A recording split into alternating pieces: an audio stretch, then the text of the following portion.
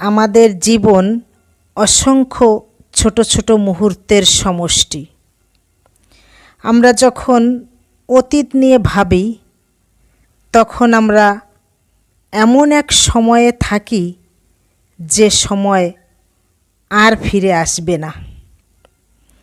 আর যখন ভবিষ্যৎ নিয়ে ভাবি তখনও আমরা এমন এক সময়ে থাকি যে সময় এখনও আসেনি। একমাত্র বর্তমানই আমাদের হাতে আছে।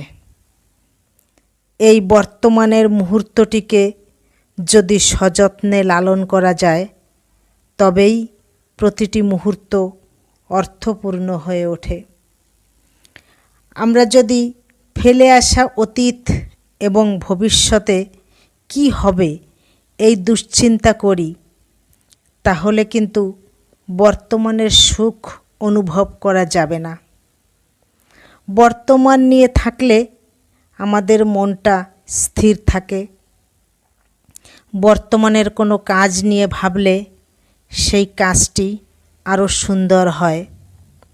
বর্তমানের সেই কাজটি শুরু করার আগেই এর নেগেটিভ পয়েন্টগুলো নিয়ে যদি ভাবতে থাকি, অর্থাৎ সেই ভবিষ্যতের দুশ্চিন্তা আমাদের মনকে চঞ্চল করে তোলে।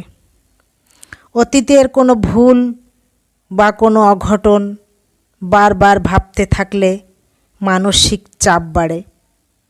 এক্ষেত্রেও যদি মনের শান্তি পেতে চাই তাহলে অতীতের সেই সব ঘটনাগুলো এড়িয়ে চলতে হবে। তবে সঙ্গে এটাও মনে রাখতে হবে অতীতকে একেবারে ভুলে গেলে চলবে না।